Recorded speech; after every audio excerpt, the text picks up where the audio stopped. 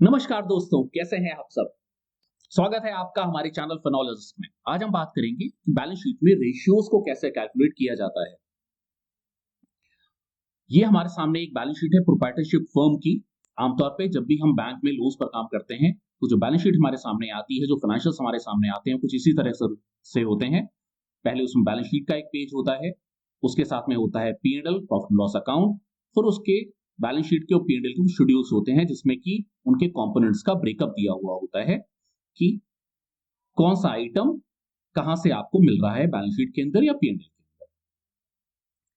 Ratios calculate करने से पहले और इस वीडियो में आगे चलने से पहले मैं आपसे रिक्वेस्ट करूंगा कि अपने डायरी और पेन लेकर भेज बैठिए। और हाँ, अगर आपने हमारा बैलेंस शीट का इसके पहले वाला वीडियो नहीं देखा है तो पहले उसे जरूर देखिए, क्योंकि उसके बाद ही उसके जब बेसिक्स आपको क्लियर हो जाएंगे उसके बाद ही इस वीडियो को देखने में आपको मजा आएगा, आपको इंटरेस्ट आएगा और आपको समझ में भी ज्यादा अच्छे से आएगा। चलिए, अब बैलेंस शीट आपके सामने है। सबसे पहले आप क्या कीजिए, आप अपने हिसाब से एक्सेल बना लीजिए। जैसे कि मैंने ये एक्सेल बनाई हुई है जिसमें मैंने लायबिलिटी को एक साइड में रखा है, एसेट को दूसरी साइड में रखा है। आपको बैलेंस शीट में भी दोनों पार्ट्स मिलते हैं, लेकिन यहां पर हमने जो एक्सेल बनाई है ये हम रेशियोज कैलकुलेट करने के हिसाब से जो हम आइटम्स की ग्रुपिंग करेंगे उसके लिए मैंने एक्सेल बनाई है। इसका क्या पर्पस है और ये कैसे काम करेगा अभी हम आगे देखते हैं। बैलेंस शीट जैसा कि आपको ध्यान होगा, इसमें लायबिलिटी साइड में आपके पास कैपिटल होता है, सिक्योर्ड लोन होते हैं, unsecured loan, creditors, advance from customers और कुछ दूसरी और करंट लायबिलिटीज होती हैं। ऐसे एसेट साइड में आपके पास फिक्स्ड एसेट्स होते हैं, स्टॉक होता है, कैश और बैंक बैलेंस होता है, डेटर्स होते हैं और अदर करंट एसेट्स होते हैं।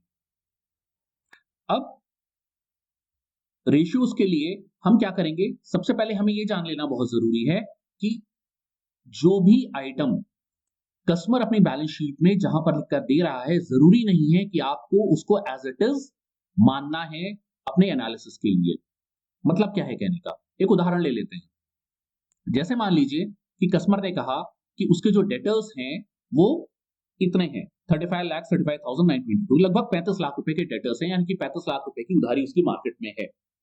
अब अगर साधारण भाषा में समझा जाए तो डेटर्स जो होते हैं वो सारे के सारे करंट एसेट्स माने जाते हैं। लेकिन यहां पर आपको एक बात ध्यान रखनी है कि हो सकता है उसने किसी ऐसे कस्टमर को माल बेचा हुआ हो जिससे कि पैसा आ ही ना रहा हो, वो पैसा उसका फंसा हुआ हो और वो पैसा उसके पास वापस नहीं हो रहा, वो पैसा रिकवर नहीं हो रहा है। तो फिर बैंकिंग में हम क्या करते हैं, हम 6 महीने तक के जो डेटर्स होते हैं, 6 महीने तक के रिसीवेबल्स होते हैं, उनको ही करंट एसेट्स का पार्ट मानते हैं और 6 महीने से ऊपर के जो डेटर्स होते हैं उनको हम करंट एसेट्स ना मानकर नॉन करंट एसेट्स में काउंट करते हैं। तो इसलिए मैं कह रहा हूं कि जो भी ग्रुपिंग कस्टमर ने दी हुई है अलग अलग कंपोनेंट्स की बैलेंस शीट के अंदर, आपने अपने अपना एनालिसिस करते समय, अपने रेशियोज कैलकुलेट करते समय आपको अपने हिसाब से ग्रुपिंग करनी है कि वाकई जो आइटम उसने करंट एसेट में दिखाया करंट एसेट है कि नहीं।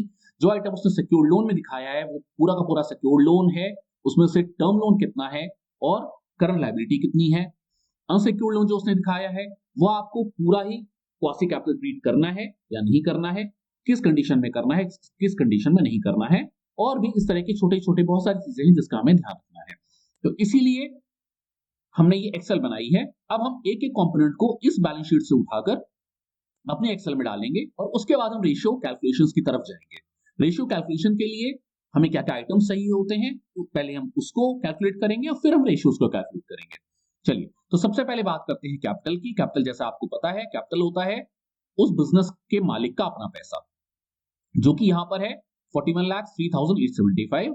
हम यहां पर क्या कर रहे हैं, हम यहां पर लैक्स में इन फिगर्स को भरेंगे।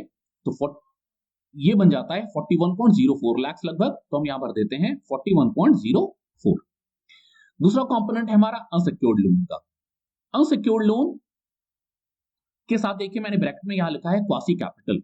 इसका क्या मतलब होता है, वैसे तो हम इस पर पिछले वीडियो में चर्चा कर चुके हैं, फिर से हम छोटा सा उस पर रिवीजन कर लेते हैं। अनसिक्योर्ड लोन आमतौर पर कोई भी पार्टी जब बिजनेस करती है वो अपनी फैमिली से, अपने फ्रेंड्स से, अपने रिश्तेदारों से कुछ पैसे ले सकती है, तो उसको अनसिक्योर्ड लोन कहा जाता है। अगर ये अनसिक्योर्ड लोन लंबे समय तक बिजनेस में रहने वाला है तो उसको क्वासी कैपिटल ट्रीट किया जाता है। क्वासी कैपिटल का मतलब होता है वो कैपिटल तो नहीं है लेकिन कैपिटल जैसा ही उसको माना जाता है, क्योंकि वो बिजनेस से लंबे समय तक रहेगा और जो बिजनेस का जो मालिक है, जो बिजनेस है, उस पैसे को लंबे समय तक यूज कर पाएगा। तो अब ध्यान ये रखना है कि हमें इसको क्वासी कैपिटल ट्रीट करना है या नहीं करना है। ये आपको कैसे पता लगेगा? कस्टमर जब भी आपको बैलेंस शीट देता है और आपके पास लिमिट लेने के लिए अगर वो आया है, तो वो आपको इस बैलेंस शीट के साथ-साथ आगे के 2 या 3 साल के प्रोजेक्शंस भी देगा, एस्टिमेट्स भी देगा। तो अगर आप आगे की बैलेंस शीट्स में ये देख रहे हैं कि जो फिगर है अनसिक्योर्ड लोन की, ये आगे बढ़ रही है या कम से कम कांस्टेंट रह रही है, यानी कि इसी लेवल पर बनी रह रही है, तो आप इस अनसिक्योर्ड लोन को क्वासी कैपिटल ट्रीट कर सकते हैं, पहली चीज। दूसरी चीज, आपको कस्टमर से ये अंडरटेकिंग लेनी होगी कि ये जो अनसिक्योर्ड लोन उसने लिए हुए हैं अपने बिजनेस के लिए, ये लंबे समय तक बिजनेस में रहेंगे। ये दोनों चीजें अगर हैं, तो आप इसको क्वासी कैपिटल ट्रीट कर सकते हैं। तो अब यहां पर ये फिगर है 6,50,000 की, लैक्स में बन जाता है 6.50, हम यहां पर भर देते हैं 6.50। अब हम आ जाते हैं अगले कंपोनेंट पे, ये है सिक्योर्ड लोन। सिक्योर्ड लोन यहां पे लिखा है 10691,702। अब सिक्योर्ड लोन आमतौर पे टर्म लोन्स को कहा जाता है। इसका आप देखिए, अगर ब्रेकअप में आप जाते हैं तो हम ब्रेकअप में चलते हैं इसके। ये है शेड्यूल बी। शेड्यूल बी इसके नीचे आपको शेड्यूल्स में मिल जाएगा। ये देखिए, ये है इस कस्टमर के सिक्योर लोन, जिसमें कि आपको कुछ ट्रक लोन्स दिखाई दे रहे हैं, कुछ व्हीकल लोन्स हैं और कुछ बिजनेस लोन्स हैं।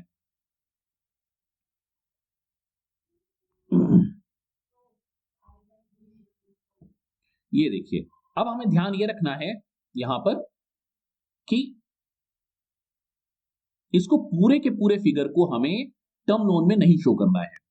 बैंकिंग का ये प्रिंसिपल है, रेशियो कैलकुलेशन का ये प्रिंसिपल है कि सिक्योर लोन के उस पोर्शन को जो कि अगले 12 महीने में पेएबल है, अगले 12 महीने से मेरा मतलब है, मान लीजिए जो बैलेंस शीट है 31 मार्च 2020 की है, तो फिर 1 अप्रैल 2020 से लेकर 31 मार्च 2021 के बीच में इन लोन्स का जितना प्रिंसिपल पोर्शन पेएबल होगा, वो सारा का सारा करंट लायबिलिटी ट्रीट होगा।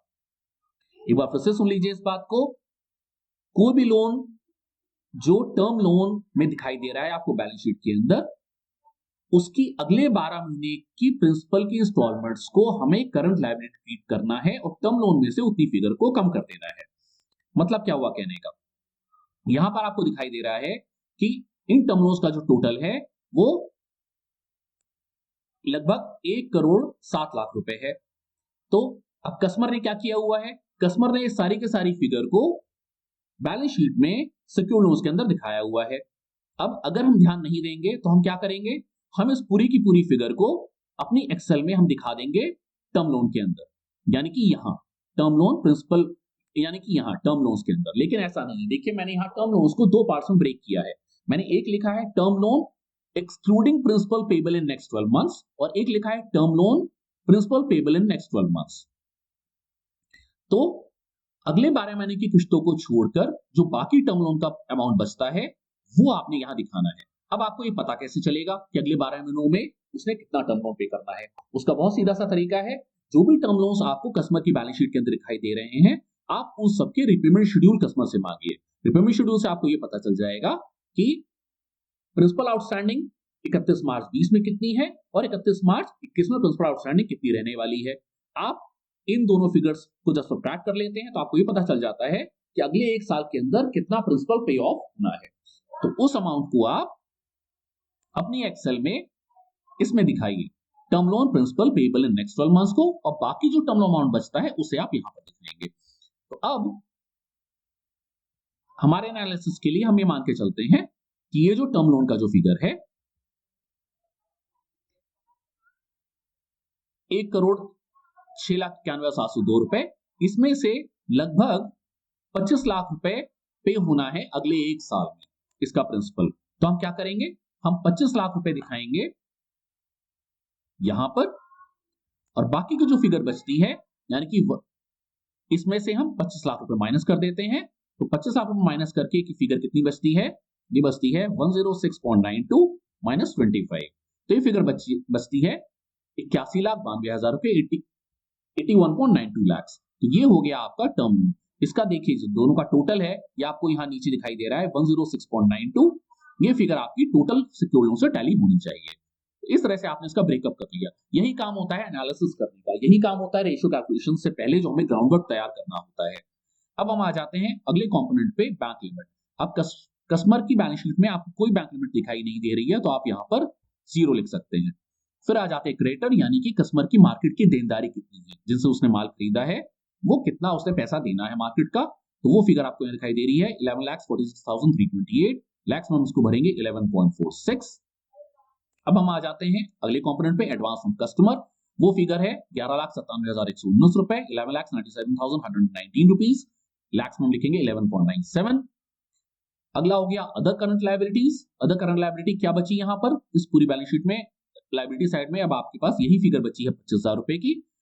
तो ये audit fee payable. Audit fee payable क्या है, जो कि तुरंत ही कस्टमर को पे करनी होगी, हो सकता है 15 दिन में, हो सकता है 1 हफ्ते में या महीने भर में, तो ये भी आपकी अदर करंट लायबिलिटी का पार्ट बनती है। तो इसको हम लैक्स में जब लिखेंगे तो ये बन जाता है 0.25।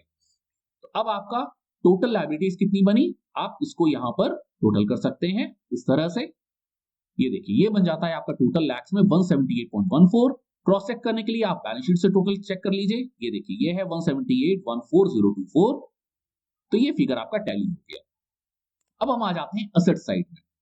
एसेट साइड में सबसे पहले आपका कंपोनेंट है फिक्स एसेट्स का नेट ब्लॉक, जो कि आपको यहां दिखाई दे रहा है नेट ब्लॉक के रूप में 1,09,28,186। इसको हम लैक्स में लिखेंगे, यहां पे हो जाता है 109.28। इसके बाद है नॉन करंट एसेट्स। इसको हम थोड़ी देर में देखते हैं, पहले हम कुछ और कंपोनेंट्स को भर लेते हैं। सबसे पहले हम आ जाते हैं स्टॉक के ऊपर। स्टॉक हमारा है ये क्लोजिंग स्टॉक की फिगर जो आपको यहाँ दिखाई दे रही है। हो सकता है किसी बैलेंस शीट आप बैलेंस शीट में आपको इन्वेंट्री दिखाई दे, यहाँ पे इसकी जगह पर लिखा हुआ इन्वेंट्री भी स्टॉक को ही कहते हैं। तो ये फिगर है 9,67,345, लैक्स में हम लिखेंगे 9.67। इसके बाद हमारा आ जाता है ये जो बाकी फिगर्स हैं इसमें कुछ एनालिसिस की जरूरत है। सबसे पहले हम बात करते हैं डेटर्स की। अब डेटर्स की फिगर यहां पे आपको दिखाई दे रही है 35,35,922।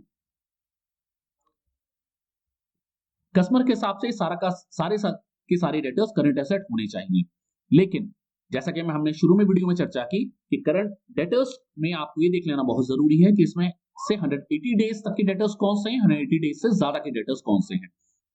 इसके लिए हम क्या करेंगे, हम इसके ब्रेकअप में चलते हैं जो कि शेड्यूल एच में मिलेगा आपको।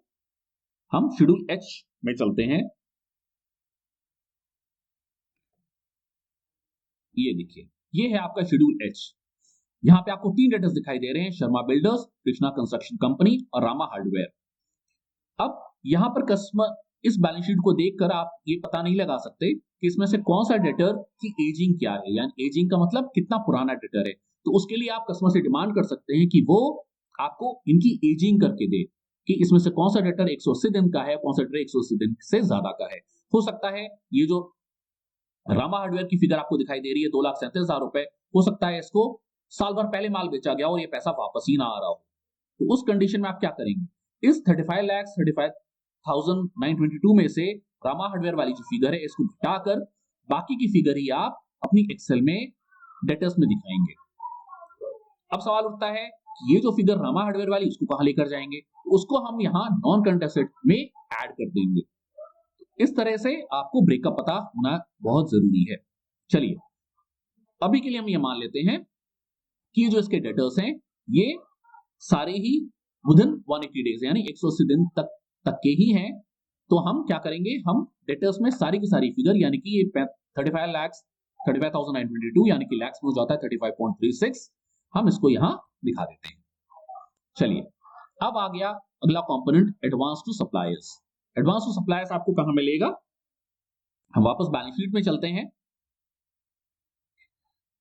उसके लिए हम चलते हैं अदर करंट एसेट्स के ब्रेकअप में। ये देखिए सभी के शेड्यूल साथ में है। अदर करंट एसेट्स का ब्रेकअप आपका कहां पर है, ये है आपका शेड्यूल आई। शेड्यूल आई जो है आपका, ये देखिए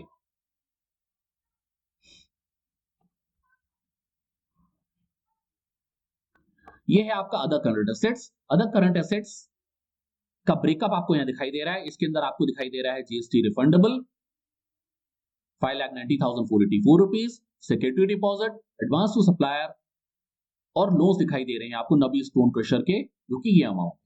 अब इसमें से एडवांस टू सप्लायर वाला जो अमाउंट है वो केवल कितना है, 45,300 रुपीज। तो ये जो 45,300 रुपीज है ये आप यहां पर दिखा सकते हैं एडवांस टू सप्लायर में, यानी कि 0.45 जब आप लैक्स में इसको भरते हैं। तो अगला कंपोनेंट आ जाता है आपका कैश का, कैश और बैंक बैलेंस। तो कैश और बैंक बैलेंस जो आपको बैलेंस शीट में दिखाई दे रहा है वो फिगर है आपकी 14,13,368।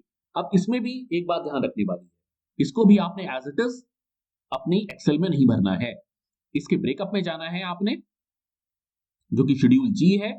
शेड्यूल जी आपको कहां दिखाई दे रहा है,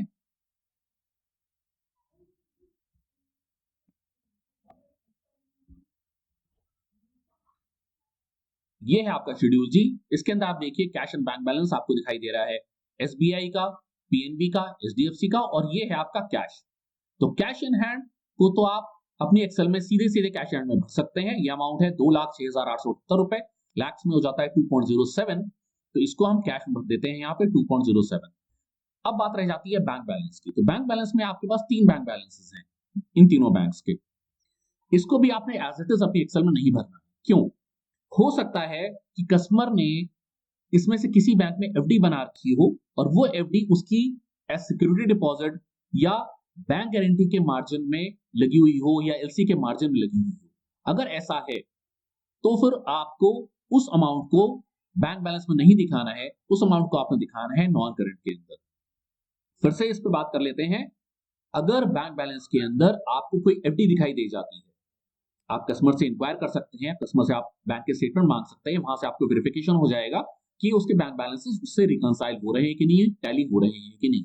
अगर इसमें कोई ऐसा अमाउंट आपको दिखाई दे जाता है जो कि एफडी के शेप में है, हो सकता है ये जो एसबीआई में 4,21,000 रुपीज दिखाई दे रहा है आपको, इसमें से कुछ पोर्शन हो सकता है लाख रुपए या 2 लाख रुपए एफडी के शेप में हो और वो एफडी एज सिक्योरिटी डिपॉजिट कहीं किसी डिपार्टमेंट में जमा हो, या हो सकता है कस्टमर की किसी बैंक से बैंक गारंटी बनी हुई हो और उस बैंक गारंटी में एज मार्जिन ये अमाउंट जमा हो, तो फिर उस अमाउंट को आपको बैंक बैलेंस में से कम कर देना है और जो उनका फ्री बैलेंस है करंट अकाउंट्स के अंदर, केवल उसी अमाउंट को आपने बैंक बैलेंस में अपनी एक्सेल में लेके जाना है।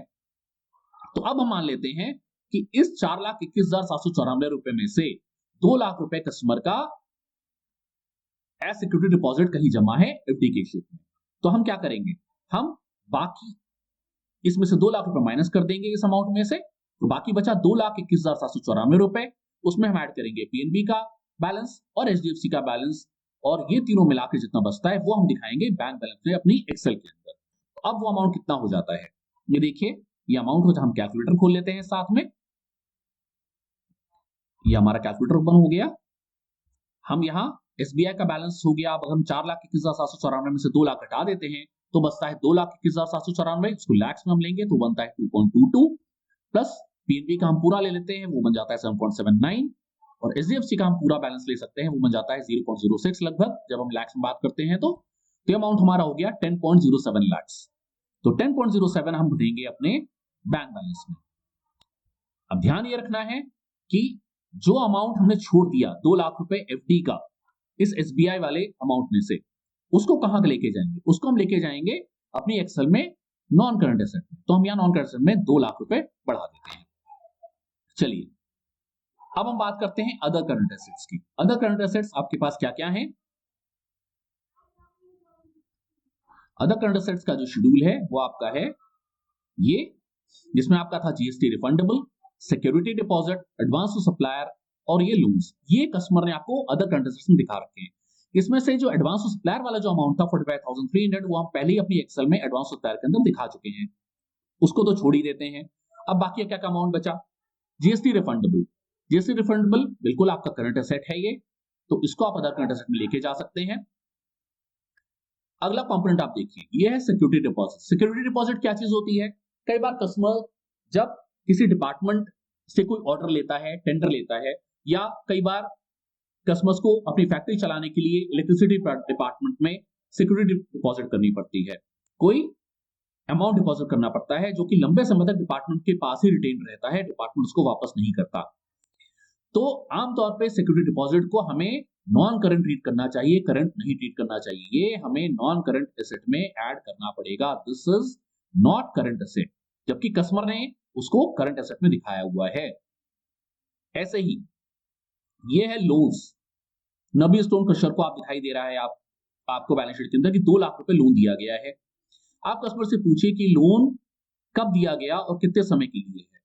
अगर तो आप ये वेरीफाई कर पाते हैं कि ये पैसा with in a year business वापस आ जाएगा नबी स्टोन क्रशर से, तो ही आप उसको करंट एसेट ट्रीट करेंगे। अगर आपको ये लगता है कि ये पैसा जल्दी वापस नहीं आने वाला, ये लंबे समय के लिए कस्टमर ने लोन दिया हुआ है किसी पार्टी को, तो आप इसे भी नॉन करंट एसेट ट्रीट करेंगे।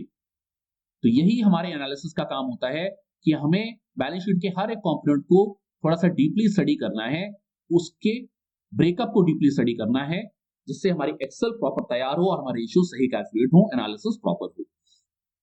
तो अब इसमें से करंट एसेट का पार्ट कौन कौन सा बचा? इसमें से करंट एसेट का जो पार्ट बचा वो बचा हमारा केवल जीएसटी रिफंडेबल। तो हम जीएसटी रिफंडेबल को यानी कि इस 5,90,484 रुपए को हम दिखाएंगे अदर करंट एसेट के अंदर। इसको लैक्स में हम लिखते हैं, ये बन गया 5.90, तो हम यहां डालेंगे 5.90। अब हमारी जो फिगर बच गई वो बच गई एक तो सिक्योरिटी डिपॉजिट की, ये 1,33,419 रुपीज, और लोन्स की नबी स्टोन क्रशर को जो 2 लाख रुपए दिए गए हैं, तो इन दोनों को ऐड करके हम नॉन करंट एसेट की फिगर में इसको डाल देंगे। इन दोनों को ऐड करके बन जाता है 3,33,419, लैक्स में 3.33 हो जाता है ये। तो नॉन करंट में हम 2 लाख पहले ही दिखा चुके हैं, 2 लाख में 3.33 आप और ऐड करेंगे तो ये बन जाता है 5.33। यहां फिगर आ गई हमारी 5.33। अब यहां पर हम इसका टोटल कर देते हैं, ये देखिए अब ये टोटल आ रहा है 178.13।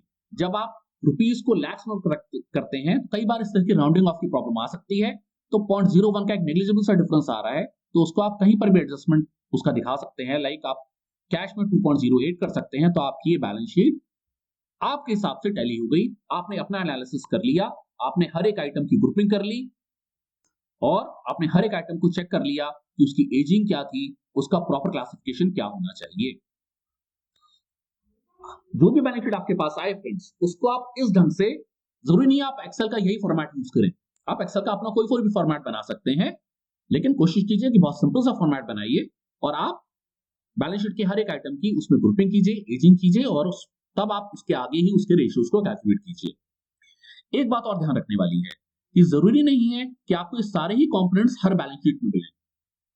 आपको इससे कुछ कम कंपोनेंट्स भी मिल सकते हैं, कुछ ज्यादा भी मिल सकते हैं। हमें वहां पर अपने विजडम, अपने विवेक को लगाना है कि कौन से कंपोनेंट को हम करंट मिले, कौन से कंपोनेंट को नॉन करंट मिले, क्या कैपिटल ट्रीट होगा, क्या क्वासी कैपिटल ट्रीट होगा, क्या टर्म लोन है, टर्म लोन का बाइफरकेशन करना बहुत जरूरी है।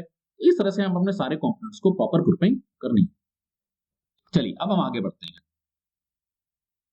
रेशियो कैलकुलेशन के लिए हमें क्या क्या चीज चाहिए? रेशियो कैलकुलेशन के लिए हमें कुछ कंपोनेंट्स चाहिए जो कि इस तरह से हैं। ये देखिए, इसमें आपको चाहिए होता है tangible net worth, adjusted tangible net worth, term liabilities, total current liabilities, total outside liabilities, total current assets और क्विक एसेट्स। ये कुछ मेन आइटम्स हैं जिसका कि हमें अमाउंट चाहिए रेशियोज को कैलकुलेट करने के लिए।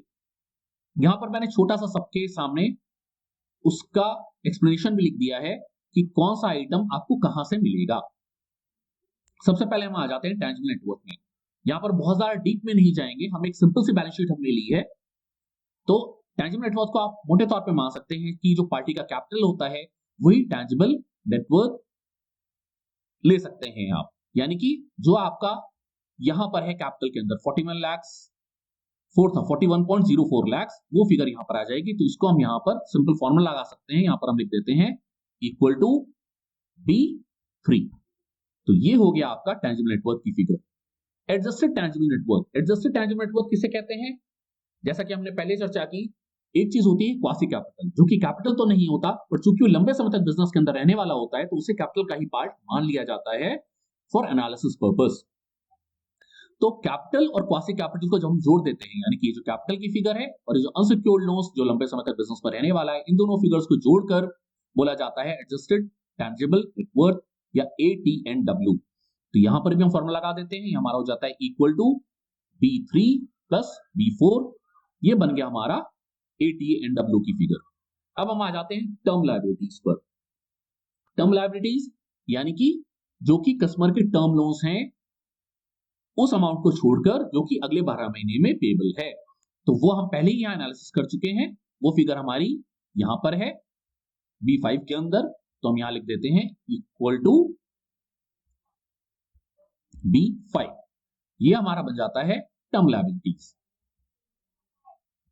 अब अगला फिगर है हमारा total current liabilities. Total current liabilities के अंदर हमें क्या क्या लेना है? टोटल करंट लायबिलिटीज में हमारे लेना है एक तो जो अगले 12 महीने का टर्म लोन का प्रिंसिपल है वो, यानी कि ये 25 लाख रुपए, बैंक लिमिट अगर कुछ आउटस्टैंडिंग है तो वो, क्रेडिटर्स की फिगर आपकी करंट लायबिलिटी है, एडवांस फ्रॉम कस्टमर आपकी करंट लायबिलिटी है, और अदर करंट लायबिलिटीज भी करंट लायबिलिटी है, यानी कि इन सबका टोटल, जैसा कि मैंने यहां ब्रेकअप किया हुआ है। तो इसको हम यहां फॉर्मूला लगा लेते हैं, इक्वल टू करेंगे B6 plus B7 plus B8 plus B9 and plus B10, ये हमारा हो जाता है टोटल करंट लायबिलिटीज। इसके बाद हम आ जाते हैं टोटल आउटसाइड लायबिलिटीज में। टोटल आउटसाइड लायबिलिटीज क्या होती हैं? यानी कि टोटल बाहर का पैसा कितना है। बाहर का पैसा मतलब उसमें टर्म लायबिलिटीज भी आ जाती हैं और करंट लायबिलिटीज भी आ जाती हैं, यानी कि दोनों चीजें हमने ऊपर कैलकुलेट की हैं, इन दोनों का टोटल यहां पर टोटल आउटसाइड लायबिलिटीज के अंदर आएगा। इसको दूसरे ढंग से भी समझ सकते हैं कि कस्टमर का अपना पैसा यानी कि कैपिटल, और जो चीज हम क्वासी कैपिटल ट्रीट कर रहे हैं वो, इन दोनों को छोड़कर बाकी जो भी अमाउंट्स आपको बैलेंस शीट की लायबिलिटी साइड में दिखाई दे रहे हैं वो सारा ही टोटल आउटसाइड लायबिलिटी है। जैसा कि मैंने यहां मेंशन किया है, ऑल लायबिलिटीज यानी कि ये जो टोटल आपका आ रहा है इसमें से कैपिटल को माइनस कर दिया, क्वासी कैपिटल को माइनस कर दिया, वो बन गया आपका टोटल आउटसाइड लायबिलिटीज। या इसको ऐसे भी कह सकते हैं कि TCL यानी कि टोटल करंट लायबिलिटीज और टर्म लायबिलिटीज को ऐड कर दिया तो बन गया हमारा टोटल आउटसाइड लायबिलिटीज। तो अब ये फिगर यहां पर आप डाल सकते हैं, इन दोनों को ऐड करके, इन दोनों को ऐड करते हैं तो ये बन जाता है हमारा B15 और प्लस B16, ये हमारा हो जाता है टोटल आउटसाइड लायबिलिटीज। अब हम आ जाते हैं टोटल करंट एसेट्स के ऊपर। टोटल करंट एसेट्स में क्या क्या आएगा? करंट एसेट्स हमारे क्या क्या है? इसमें से स्टॉक हमारा करंट एसेट होता है, डेटर्स करंट एसेट है, पहले ही हम चर्चा कर चुके हैं 180 दिन तक के ही डेटर्स आप करंट एसेट्स में लीजिए। Advance to supplier current assets है, कैश करंट एसेट है, बैंक बैलेंस करंट एसेट है, और अदर करंट एसेट्स तो करंट एसेट है ही। तो इन सबका टोटल यहां पर आ जाएगा। हम यहां फिर फॉर्मूला लगा देते हैं, इक्वल टू स्टॉक हमारा है E5 में हम यहां लिख देते हैं E5 plus E6 plus E7 E8 E9 and E10, ये हमारा हो गया टोटल करंट एसेट्स। अब आ जाते हैं क्विक एसेट्स। क्विक एसेट किसे कहा जाता है? बहुत सिंपल है, टोटल करंट एसेट जो अभी अभी हमने निकाला उसमें से केवल स्टॉक को छोड़ दीजिए आप, स्टॉक छोड़कर जो करंट एसेट्स की हमारी फिगर बचती है उसे कहा जाता है क्विक एसेट्स। तो उसके लिए हम क्या करेंगे? हम सिंपल ऐसे कर सकते हैं, या फॉर्मूला लगा सकते हैं हम, इक्वल टू B18 जो अभी अभी हमने करंट एसेट्स का टोटल किया था, और इसमें से स्टॉक की फिगर हमारी कौन से सेल में है? वो है E5 में, तो माइनस E5 कर देते हैं यहां पे, ये हो गया हमारा क्विक एसेट्स की फिगर। चलिए, तो ये कुछ कंपोनेंट्स हैं, ये कुछ आइटम्स हैं जो हमें रेशियो कैलकुलेशन में जरूरत पड़ेगी जिनकी। तो अब हमने हर एक अपने फॉर्मूले, हर एक हमने कंपोनेंट को कैलकुलेट कर लिया है। अब हमारे रेशियोज की बारी आ जाती है कि रेशियोज कौन कौन से हैं जो हमें कैलकुलेट करनी है बैलेंस शीट के बेसिस पे। देखिए दोस्तों, ये है हमारे वो रेशियोज। हम कैलकुलेट करेंगे current ratio, quick ratio, leverage ratio, debt equity ratio और नेट वर्किंग कैपिटल, जो कि रेशियो नहीं है, एक अमाउंट होता है, उसकी क्या सिग्निफिकेंस होती है वो हम आगे चर्चा करेंगे। हमने यहां सभी के फॉर्मूले भी मेंशन किए हैं कि कौन सा रेशियो किस फॉर्मूले से कैलकुलेट होता है। चलिए एक एक करके इस रेशियो का कैलकुलेट करते हैं। सबसे पहले बात करते हैं करंट रेशियो की। करंट रेशियो हमारा क्या होता है? ब्रैकेट में मैंने मेंशन किया है TCA बाय TCL। TCA यानी कि टोटल करंट एसेट्स जो कि हम यहां कैलकुलेट कर चुके हैं, TCL यानी कि टोटल करंट लायबिलिटी जो हम यहां कैलकुलेट कर चुके हैं। तो रेशियो कैसे कैलकुलेट होगा? TCA बाय TCL है तो हम यहां लिखेंगे इक्वल टू टीसीए हमारा किस सेल में है, ये है हमारा B18 में, डिवाइडेड बाय टीसीएल हमारा है B16 में। ये हमारा करंट रेशियो कैलकुलेट हो गया टीसीए बाय टीसीएल करके। अब हम आ जाते हैं क्विक रेशियो पर। क्विक रेशियो हमारा क्या है, क्विक रेशियो होता है क्विक एसेट्स बाय टीसीएल, यानी कि quick assets divided by total current liabilities. Quick asset हमारा है equal to B19 divided by total current liability यानी कि B16। ये हमारा कैलकुलेट हो गया क्विक रेशियो। अब हम आ जाते हैं लेवरेज रेशियो पे। लेवरेज रेशियो कैलकुलेट होता है total outside liabilities divided by adjusted tangible net worth. Total outside liability हमारी कितनी थी, टोटल आउटसाइड लायबिलिटी हमारी हमने कैलकुलेट की हुई है 130.60 लाख इक्वल टू B17 लिखेंगे हम यहाँ पे, divided by adjusted tangible net worth हमारी हमने कैलकुलेट की है 47.54 लाख, जो कि आपको दिखाई दे रही है यहां पर। तो डिवाइडेड बाय हम करेंगे B14, ये हमारा हो जाता है लेवरेज रेशियो। अब है debt equity ratio. Debt equity ratio कैसे कैलकुलेट होता है, टोटल डेट, डेट बोला जाता है टर्म लायबिलिटीज को केवल, तो टर्म लायबिलिटी हमने कैलकुलेट करी थी यहां पर, ये है हमारा इक्वल, फॉर्मूला लगाते हैं हम यहां पे, इक्वल टू करेंगे B15 divided by adjusted tangible net worth, जो कि है हमारा B14 में, ये हमारा हो जाता है डेट इक्विटी रेशियो। लास्ट आ जाता है नेट वर्किंग कैपिटल, जो कि रेशियो नहीं है, जैसे मैंने बताया इट्स एन अमाउंट। इसको कैलकुलेट कैसे करते हैं, ये होता है टीसीए माइनस टीसीएल, मतलब total current assets minus total current liabilities, TCA minus TCL. TCA हमने कैलकुलेट किया हुआ है, हमारे सेल है B18 minus total current liabilities हमारी है B16 में, ये हो गया हमारा नेट वर्किंग कैपिटल, या इसको मार्जिन भी कहा जाता है। तो ये हमारे मेन रेशियोज कैलकुलेट हो गए, जो कि हमें किसी भी बैलेंस शीट को एनालाइज करते समय कैलकुलेट करने पड़ते हैं। अब किस रेशियो की क्या सिग्निफिकेंस है, उस पर कुछ चर्चा कर लेते हैं हम।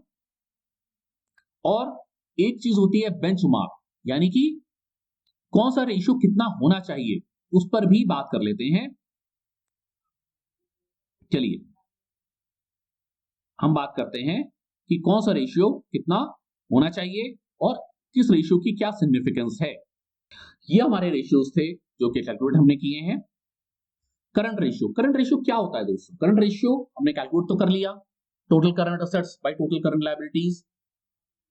ये एक तरह का लिक्विडिटी रेशियो। लिक्विडिटी का मतलब क्या होता है कि जो कस्टमर है, जो आपका बोरोवर है, जो आपकी पार्टी है, वो कितनी लिक्विडिटी स्टेट उसके पास कितनी, यानी कि उसके पास लिक्विड फंड्स कितने हैं, कि अगर अचानक से कोई खर्चा आ जाता है, अचानक से उसके पास कोई पेमेंट करने के लिए कुछ कोई चीज आ जाती है, तो कितनी जल्दी वो उसको पेमेंट कर पाएगा, ये रेशियो उस चीज को कैलकुलेट करता है। एक आइडियल रेशियो की अगर हम बात करें तो आमतौर पर 1.25 रेशियो, करंट रेशियो आइडियल माना जाता है। एक बात ध्यान रखिए दोस्तों, करंट रेशियो 1.25 जो बोल रहा हूं वो है मिनिमम, यानी कि कम से कम इतना करंट रेशियो तो होना ही चाहिए कस्टमर का। अगर इससे कम है तो थोड़ा सा कंसर्न है, कस्टमर को उस रेशियो को इंप्रूव करना पड़ेगा। 1.25 करंट रेशियो की जब हम बात करते हैं, इसका मतलब क्या हुआ कि जो कस्टमर के जो करंट एसेट्स हैं वो उसकी करंट लायबिलिटीज के 1.25 टाइम्स होने चाहिए। यहां पर आपके कस्टमर का जो है करंट रेशियो 1.31 है, यानी कि काफी हेल्दी करंट रेशियो है। इसका मतलब क्या हुआ, अगर उसकी करंट लायबिलिटी 100 रुपए की है तो उसके जो करंट एसेट्स है वो 131 रुपए के, यानी कि अगर वो 131 रुपए के करंट एसेट्स को कैश में कन्वर्ट कर लेता है तो उसके पास 131 रुपए कैश जनरेट हो जाएगा, जिसके अगेंस्ट जो उसकी करंट लायबिलिटी है वो केवल 100 रुपए की है, यानी कि एक हेल्दी पोजीशन है कस्टमर की। Next ratio is quick ratio. Quick ratio जो आइडियल रेशियो माना जाता है, लगभग 1 माना जाता है मिनिमम, यानी कम से कम 1 जरूर होना चाहिए क्विक रेशियो। क्विक रेशियो जैसे हमने बात की वो भी करंट एसेट से ही कैलकुलेट होता है, लेकिन करंट एसेट्स में से हम स्टॉक को हटा देते हैं, बाकी जो फिगर करंट एसेट्स की बचती है उसे कहा जाता है क्विक एसेट्स, और उसको हम डिवाइड करते हैं टोटल करंट लायबिलिटी से, वो बन जाता है हमारा क्विक रेशियो। आपके कस्टमर की जो पोजीशन है वो 1.11 है, यानी कि उसकी टोटल करंट लायबिलिटी अगर 100 रुपए की है तो क्विक एसेट्स उसके 111 रुपए के हैं, तो ये भी काफी हेल्दी पोजीशन है। अब आ जाता है लिवरेज रेशियो। लिवरेज रेशियो क्या चीज होती है, total outside liabilities divided by adjusted tangible net worth. इसका सीधे शब्दों में मतलब समझें तो क्या है, टोटल आउटसाइड लायबिलिटी यानी कि टोटल बाहर का पैसा बिजनेस के अंदर कितना लगा हुआ है, ठीक है, और उसको एडजस्टेड टेंजिबल नेट वर्थ से हम डिवाइड कर रहे हैं, यानी हम क्या पता लगाने की कोशिश कर रहे हैं, ये पता लगाने की कोशिश कर रहे हैं कि कस्टमर का अगर अपना 100 रुपए लगा है तो उसके रेशियो में बाहर का पैसा कितना लगा हुआ है। आइडियल जो रेशियो माना जाता है वो 4 का माना जाता है, वो भी मैक्सिमम, यानी कि ज्यादा से ज्यादा लेवरेज रेशियो जो कस्टमर का होना चाहिए वो 4 होना चाहिए, 4 से ज्यादा नहीं होना चाहिए। मतलब अगर उसके अपने 100 रुपए लगे हैं तो बाहर का जो पैसा है वो 400 रुपए से ज्यादा नहीं होना चाहिए। अब आपके जो कस्टमर की पोजीशन है वो 2.75, मतलब क्या हुआ कि अगर उसका अपना 100 रुपए लगा है तो बाहर का 275 रुपए लगा है, यानी कि काफी हेल्दी पोजीशन है यहां पर भी कस्टमर की। अगला आ जाता है debt equity ratio. Debt equity ratio क्या होता है कि कस्टमर के अपना पैसा और उसके अगेंस्ट उसकी टर्म लायबिलिटी कितनी है, टर्म लोन्स कितने के हैं।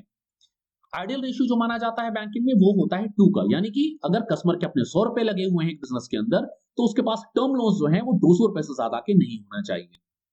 आपके कस्टमर की जो पोजीशन है वो 1.72 की है, यानी कि उसके अपने 100 रुपए के अगेंस्ट में टर्म लोन्स जो है वो 172 रुपीज के, यानी कि यहां पर भी काफी हेल्दी पोजीशन है कस्टमर की। अगली चीज हमने जो कैलकुलेट की वो है नेटवर्किंग कैपिटल।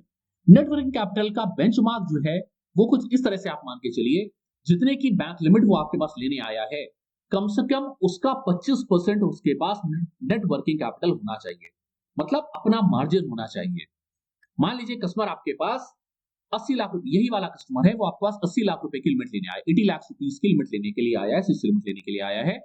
तो इस प्रिंसिपल के हिसाब से 25% के हिसाब से पास कम से कम 20 लाख रुपए का नेट वर्किंग कैपिटल या मार्जिन अवेलेबल होना चाहिए। पर यहां हम देख रहे हैं कि कस्टमर के पास 14.85 लाख ही मार्जिन अवेलेबल है।